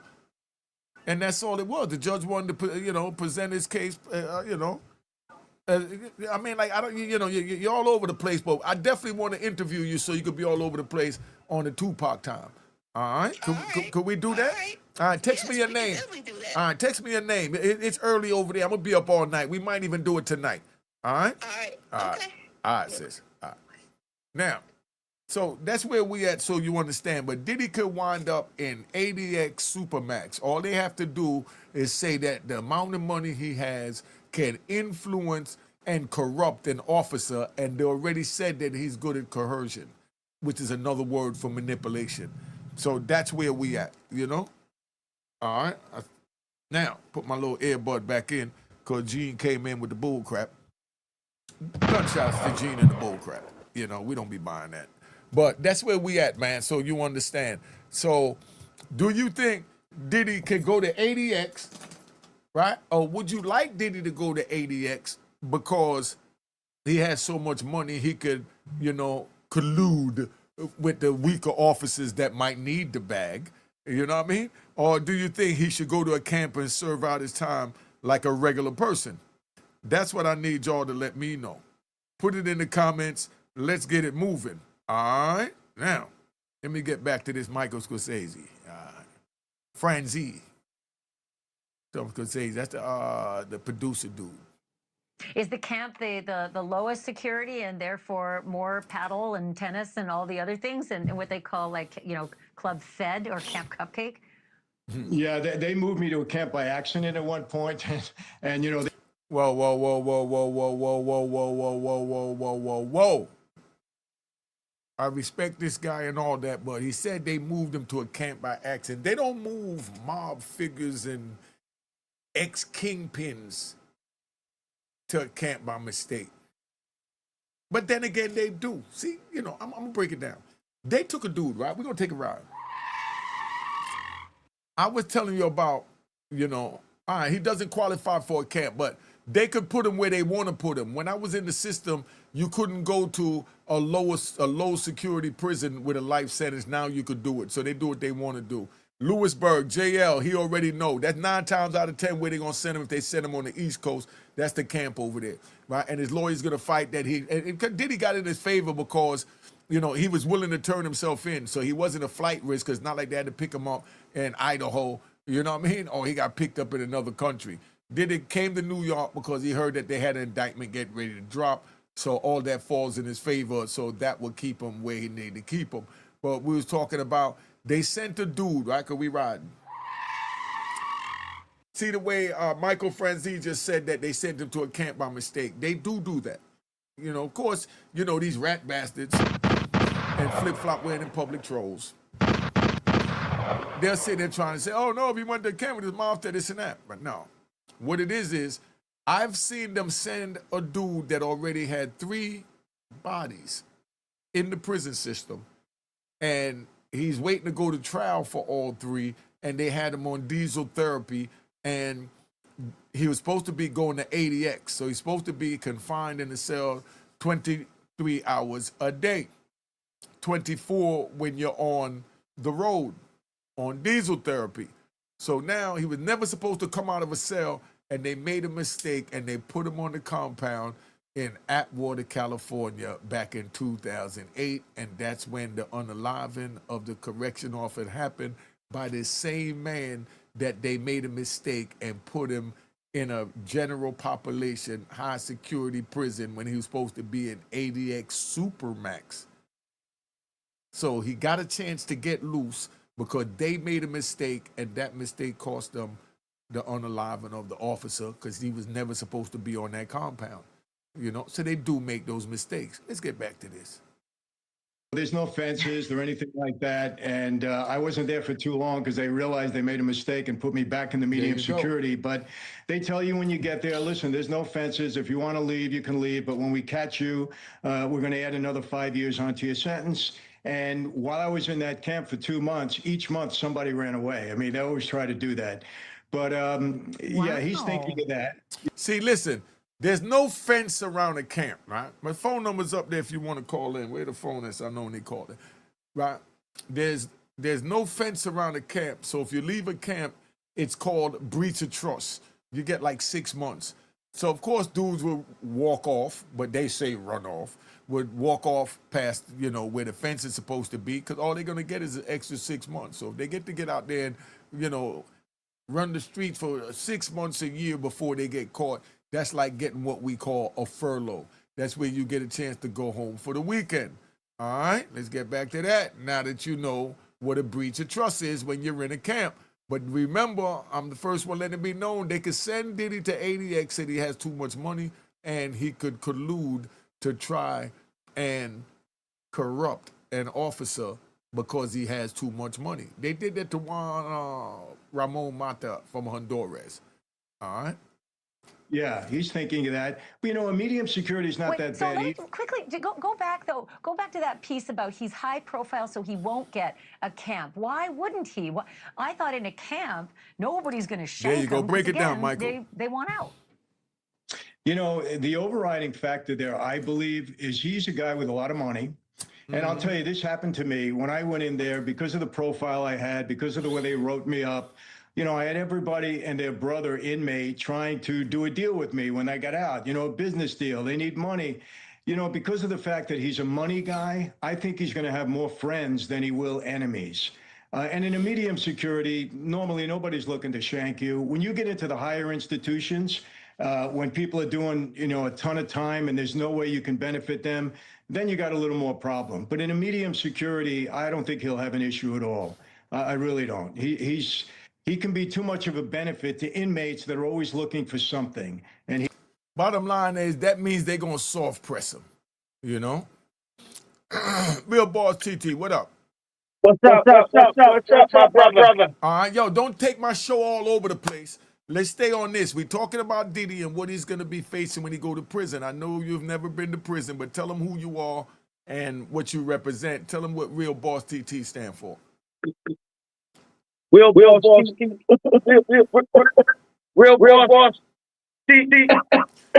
Lower your voice or the volume. Lower your volume. Is my music. It's my music channel. I got over 20,000 songs from the 60s to 2025. Riding music, loving music, fighting music. Whatever you listen to is there. Hey, brother. Yeah. Could I just say something about Gene Deal? We ain't gonna disrespect Gene Deal. We don't disrespect nobody on Unique Mecca Audio, so it's gonna be No. disrespect. All due respect. Framing All in the due world. respect to Gene Deal. Okay, all right. No, not just Gene Deal. Respect to anyone when you're on my channel. Absolutely, my brother. Backbiting. All right, not just Gene Deal. Go ahead, family. Yeah, But listen, your phone it's like like this. Turn your phone like this, TT. Oh, you got your screen locked. All right, don't worry about it. All right, go ahead. Yeah, but I'm echoing, man. I'm echoing. No, good. I can hear you. You're not echoing. Go. Oh, okay. So he jumped off. So that's what it is. All right. Thank you, Ashley. You know what it is. But like I said, we're going to do an interview and we're going to deal with this Pac situation and we're going to get it right because, you know, I'm the one that called Gene Deal and told Gene Deal tell Puffy don't take Biggie black ass out there. It ain't going to end well, you know. But anyway, you know, Creative TV, what up? The reverb is from not muting your video while he's talking. Now, the video is muted, though, family. You know, he on an Android. That's what the hell that's from. He's on an Android, you know, allegedly. But, you know, we're going to keep it moving. But thank you, big bro. He could be a golden ticket for some people, at least in their mind. I could just talk to you for hours and Now, when they say a golden ticket, right, they saying that he's susceptible to be soft-pressed. Soft-pressed is he look out for everybody. But no, that's self-pressed. Self-pressed is when you look out for everybody, you know, that you feel is aggressive or might come at you. You know, that's what you call the self-press. The soft press is when aggressive dude go to a dude and say, yo, I'm kind of low on funds, homie. You know what I mean? Why don't you look out for me? And you doing everything short of, you know, tell them because I'll break your jaw if you don't. But your body language and your facial expressions let them know that you can't say no. You know, that's called the soft press. Then the gorilla press is, here's a commissary list, go fill this when you go to the store. That's the gorilla press. The soft press, y'all learning something here today, is when a dude say, yo, you know, can you do this for me? But he's acting in a way that you can't say no, and you know if you say no, it ain't gonna turn out right, right? And then you have the self-press, when you're scared and you go, you know, offer up what's yours that you normally wouldn't give because someone is scared of you. Y'all understand what I'm saying? You know, because you're scared of that person. Now, let's keep this moving. You know what?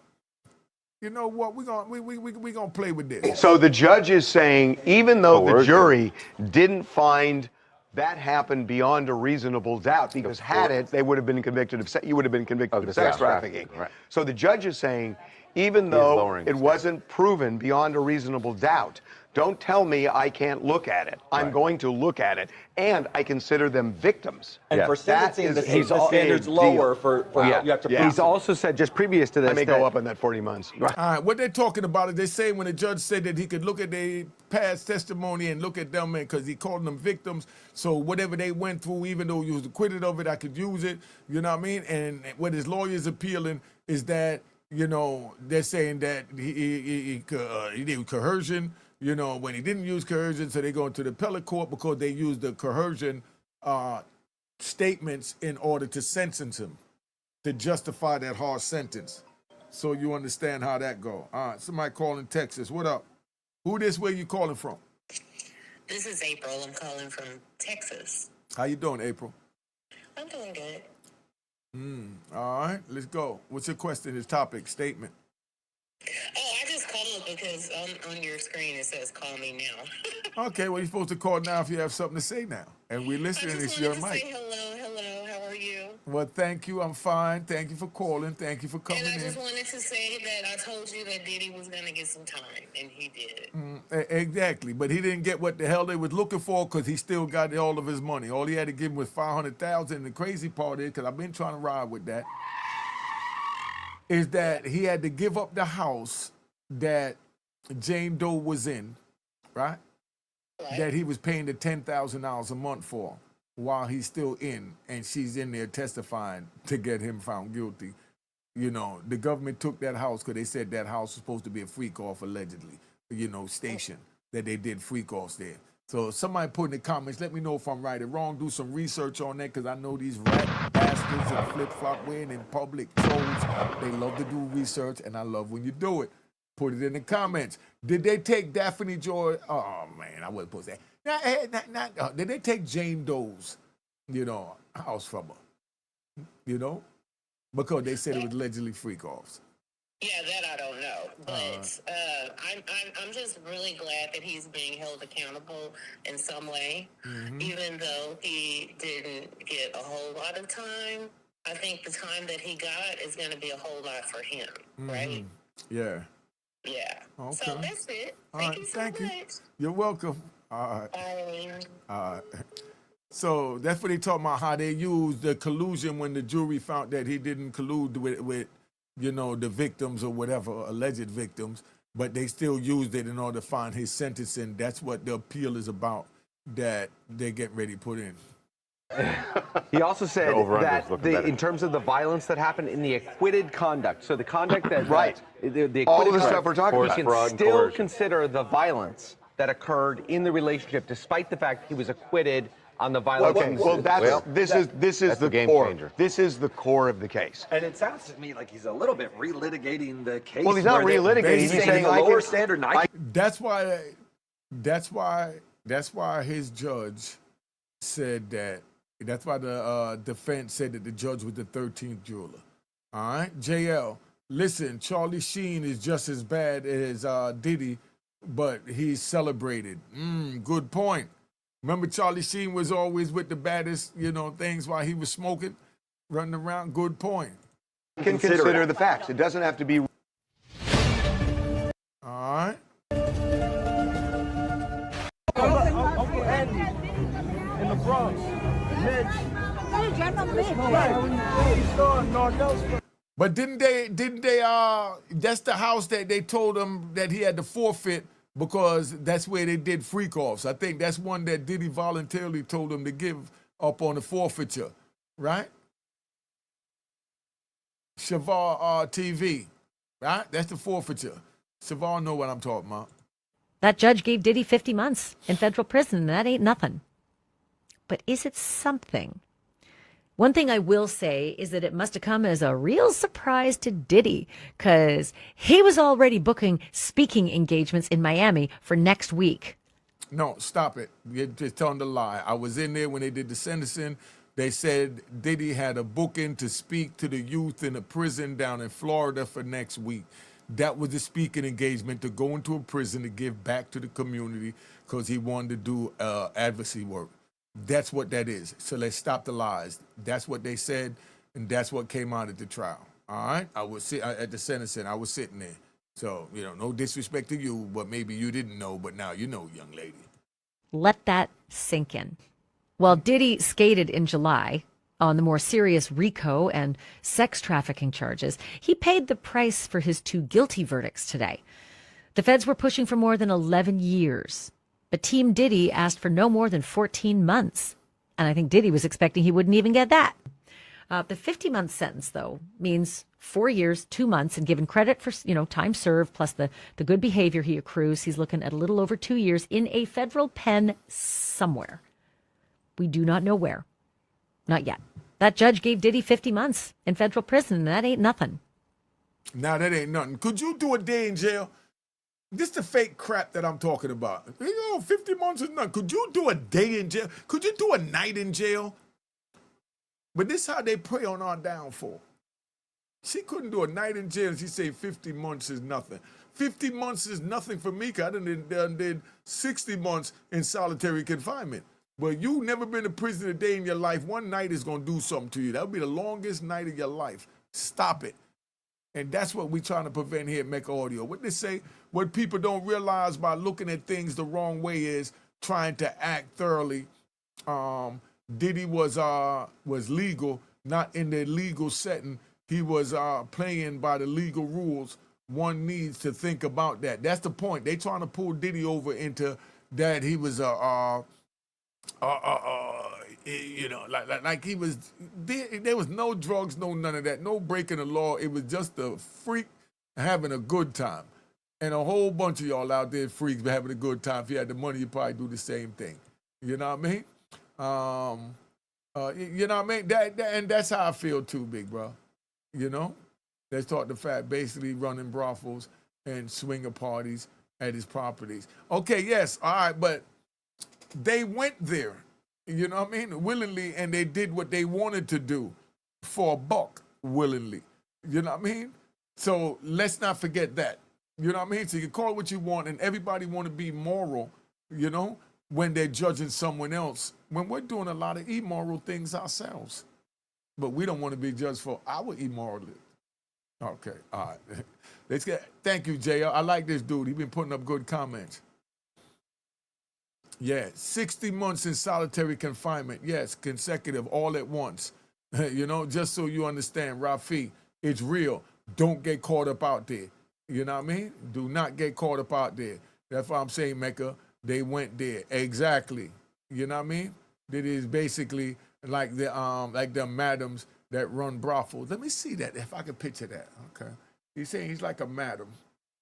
No. He owned the brothel, so he wasn't the madam. His workers was the madam. You know, like how they got the dude Epstein and the lady that was with him, she's considered as a madam. You know, Cassie was allegedly the madam, you know, because Cassie's the one that recruited people, so that's allegedly the madam. The madam is the one that goes out and gets the people, you know.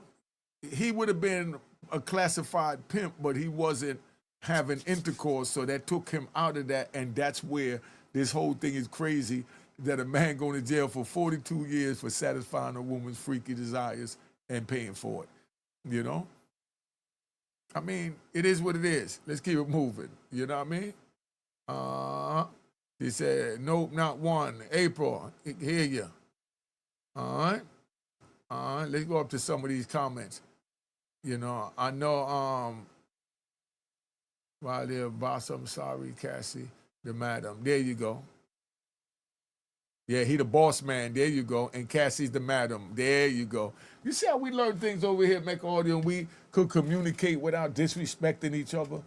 Because people get up on these joints and they try and, I got to plug this in. You know what? Let's get an intro real quick. All right.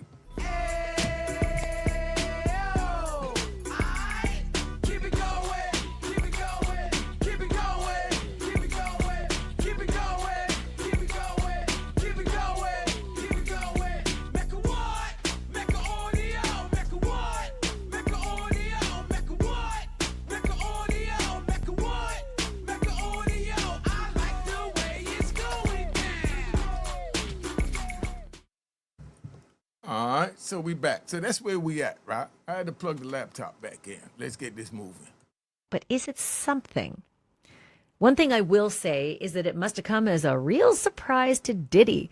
If he gets 14 months, if the defense gets what they want, he'd essentially get out October 3rd because he's been in for a year, months. And you get 15% credit for time served. So he'd basically be out after the sentence, and then he'd be on supervised release. Right. Sean Diddy Combs storms out of federal lockup on live camera.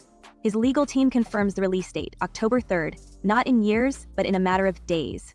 Insiders say the music mogul's first move? Revenge. Fast and merciless. The news dropped overnight, blindsiding sponsors and sending streaming platforms racing to prep statements as rumors swirled about what Diddy will do next. Reese-Ciroc campaign deals were paused by noon, according to a leaked marketing memo, after defense lawyers told the court Diddy already served the 14 months required thanks to humane jail conditions and a judge who dismissed nearly every major charge. The countdown has started, and everyone in Diddy's orbit knows what it means. October 3 isn't an ending. It's a live grenade about to go off in every boardroom and green room from Midtown to Malibu. If the defense in the Diddy case gets its way, Diddy could be a free man next month. On the record, defense filings describe maggots in the meals and 13 months without sunlight. The platform is everywhere. News feeds, Twitter, even Hulu's pull documentary Sizzle Reel, now canceled after the trial verdict. Diddy fell to his knees as the jury cleared him of racketeering and trafficking, but left him with 2 Mann Act counts for ferrying freak-off participants coast to coast. Those 2 charges would put almost anyone away for a decade, but the judge sided with the defense. The rest was wiped out. At 1 p.m., MTV blacked out a scheduled Combs tribute segment pending legal clarity, while LA radio stations dialed down bad boy spins, citing pressure from concerned brand partners. The defense's own words: "In the past 2 years, Mr. Combs' career and reputation have been destroyed, but the numbers tell a sharper story." Since September 2024, Diddy lost over 100 employees. His children dropped from acting and music deals, and Howard University returned every dollar he donated, plus his honorary degree. The federal judge wasn't swayed by a $50 million bail offer, pointing to violent outbursts with former girlfriends and a now infamous hotel security tape. Prosecutors, frustrated by a split verdict, accused Diddy of masterminding every detail of his freak-offs, the term now seared into court transcripts and late-night. That statement alone could wind Diddy up in ADX. That he masterminded. Do you know if you found guilty of a CCE or RICO that you can go straight to ADX? They normally send you to a regular USP, but if they wanted to push it, they could send you to ADX, especially when you have the type of bag that Diddy got, because they could turn around and say that he could coerce any officer that don't feel that they pay is substantial, or might be in financial debt, or might need family bailing out with money. All right? So that's what that's about. Let's just keep it 100. All right? Monologues. They called the defense argument exceptional, but the word only fueled speculation. Why did charges that threatened life in prison melt away overnight? A former road manager claims Combs has a mental list of everyone who flipped, everyone who ran when things got hot. Staffers from his flagship Spirits brand say PR teams spent the last 48 hours digging for dirt on anyone who spoke to prosecutors. The paranoia is contagious. 2 major radio programmers confirm staff scrubbed their contacts for any link to Diddy's defense or the prosecution. Who signed off on this deal and why now? I think when it came to, it's not just the more serious charges, but it's the more complex charges. And like they said, so basically he's guilty, but not really. They just wanted to teach his black ass a lesson. All right, that's all that is. They broke him in front of the public. He did everything he was supposed to do, so now he could come back in society, and now hopefully he'll follow the rules that they put in place. I believe if anyone willfully walk on his private jet, they was accepting what's going on. Put that in the comments. Do you agree with that statement from L. Will? Why you take it off while we're sitting here talking about the comment? Where's L. Will's comment? But do you agree with that comment that was on the screen that was taken off? You know what I mean? Do you believe that anyone that willfully walk on his private jet, they was accepting what was going on? Put that in the comments. Where the jury, in order to, for instance, find guilt on the racketeering charge, was going to have to find not just that Sean Combs had kicked his girlfriend, had beat people up, had engaged in truly abhorrent behavior, but that he ran a criminal enterprise. If he gets 14 months, if the defense gets... Out of New York City, we are hearing Diddy's attorneys speaking to the media after he was sentenced earlier today. This is live. Yeah, we are planning to appeal. I want to hear them, bro.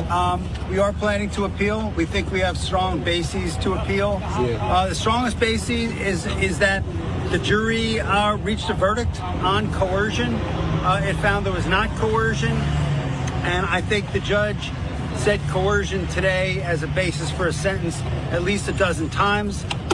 We think that is unconstitutional. We think that a jury verdict should mean more than our jury's verdict seems to mean, and so we are planning to appeal. Absolutely. Files a cross appeal. What would happen in that regard if they filed a cross appeal and then Sean Diddy Combs get a higher sentence? He would not get a higher sentence, and they're not gonna cross appeal. We're gonna appeal. We think we're right, and they'll respond to the appeal, and it'll be decided by the Second Circuit as soon as. Tell us about the conversation you had with your client after the sentencing. Consensual. The judge clearly thought the sexual encounters weren't consensual. Because he's biased. Make of his remarks. He's biased. I'm happy to go. So we think that's just absolutely inconsistent with the jury's verdict. I mean, the jury's verdict was resoundingly clear. There was no sex trafficking. There was no racketeering. Everything was consensual. Everything was adult, which is why he was convicted only of the prostitution offense. Watch how he get attacked for saying that everything was consensual. They just messed up the whole interview. Watch this. They didn't even let them speak after that. Listen to this. What we feel happened today was that the judge acted as a 13th juror, one that we did not choose, and that he second-guessed the jury's verdict. Well, at least the judge was open. This is what you call heckling and trolling. Open-minded. At least the judge was open-minded for both sides. He gave consideration. Did you have a chance to talk to Sean Combs? Did you have a chance to talk to your client? Can you tell us about the conversation after the sentencing? How was he? They're talking over the person interviewing them. Listen to this. How's your client? How would this impact sex workers? But he's okay though. Push back a little. But he's okay though. Come on, man. Stop pushing people, y'all. Y'all making it a circus now, bro. Space out. He does feel justice was served though. He said he takes accountability, and I felt like Diddy definitely took accountability for everything, sir. And I would like to just let you know that everything was not consensual, sir. Please don't say that. It was not consensual. Even Diddy admitted. This is the defense team, man. Let's answer the question. Yes, but he did allegedly. All right, Queen. All right. You're doing all the talking. Let the defense team answer the question. I don't understand this. Hold on. Somebody called all the way from Florida. Let's see what's going on, because that's crazy right there. Yo, what up? Name and where you calling from. You're being recorded. Florida. All right. You're on the air. I feel like Diddy needs a second chance. I really do. I think he needs a second chance, and I think he needs to send somewhere like Coleman to a camp, because everybody down there doing what they want to do, and they got more high-profile people in that camp than Diddy did. They did more extortion and everything else down there. So I really believe Diddy need to go to Coleman, get himself together, and he knows what he's done, and let that man have a second chance in life. Thank you, baby. Very well said. All right. Okay. Have a blessing. You too.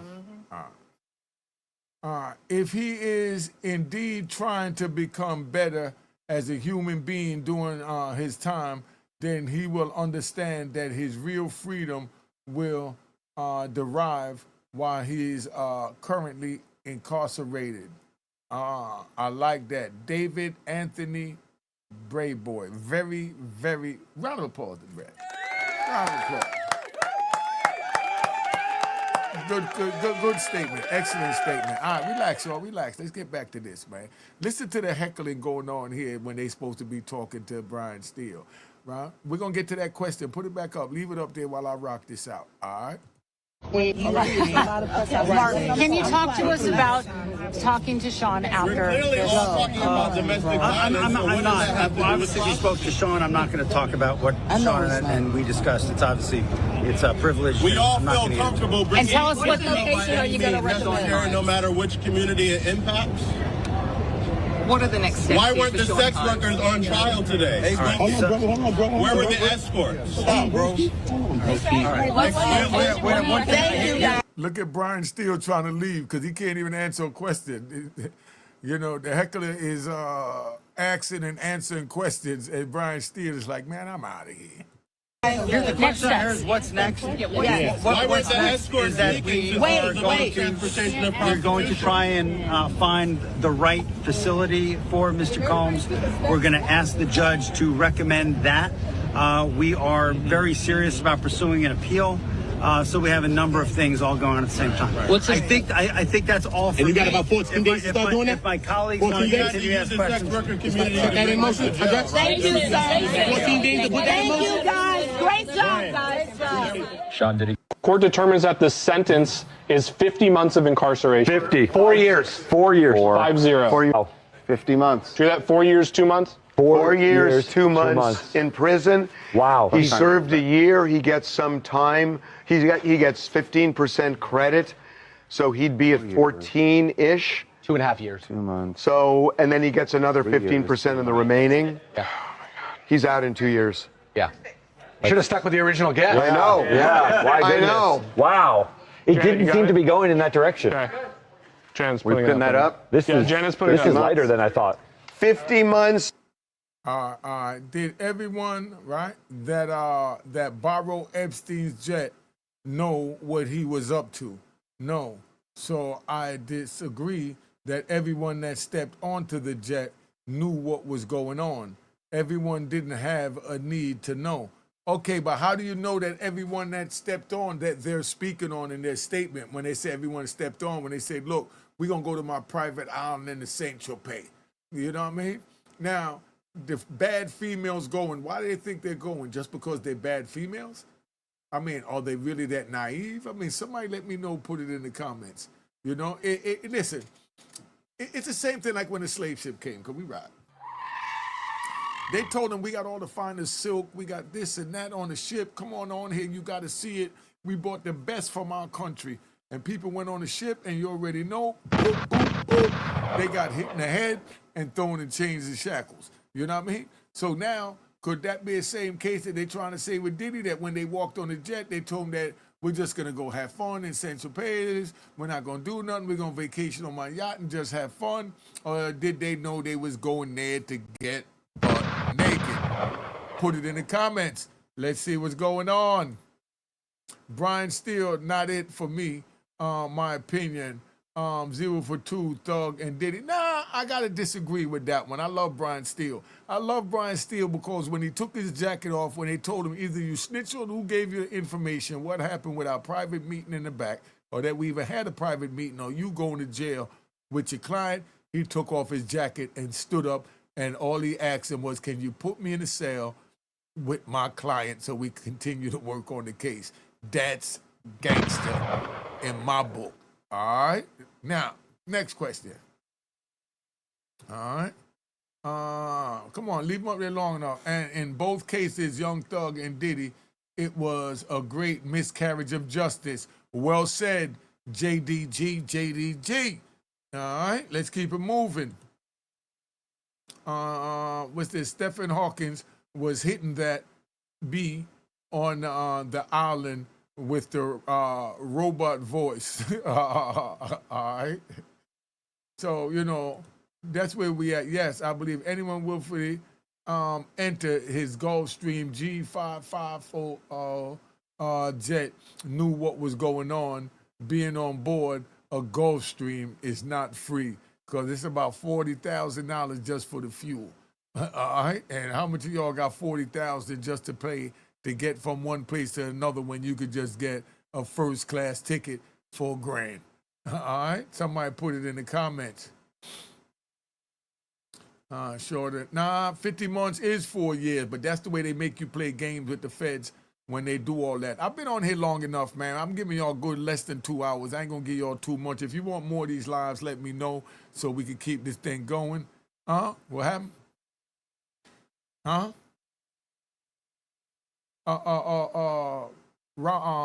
coming, wa alaikum salam. You already know. Let me see. I don't think so. All right. So we've been on here long enough. Let me get out of here. Just remember to subscribe to Real Boss TTTV and my daughter's YouTube channel at Juanita Mecca Audio. All right. Just so that you understand. All right. Juanita Mecca Audio and Real Boss TTTV. Make sure you subscribe. Let's keep it moving. All right. Harlem Legend. Thank you again. Subscribe to Harlem Legend. Cheers, cheers, toast the crime, toast the crime, the crime, the crime, the crime. What?